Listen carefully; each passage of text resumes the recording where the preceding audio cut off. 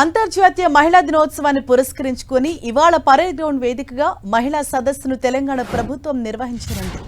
పంచాయతీరాజ్, గ్రామీణాభివృద్ధి, మహిళా శిశు సంక్షేమ శాఖల మంత్రి సీతక్క అధ్యక్షతన జరగనున్న సభ ఏర్పాట్లు పూర్తయ్యాయి.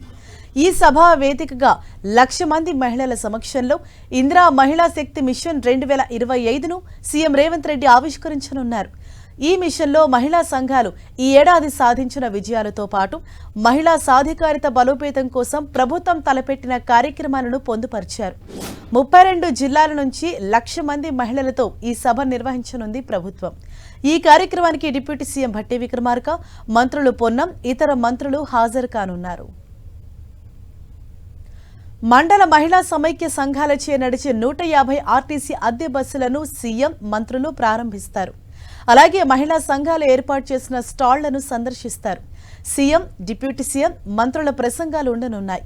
ఈ వేదికపై 31 జిల్లాల సమాఖ్యలచే 31 జిల్లాలో పెట్రోల్ బంకుల ఏర్పాటు కోసం ఆయిల్ కంపెనీలతో ఒప్పందాలు కుదుర్చుకుంటారు.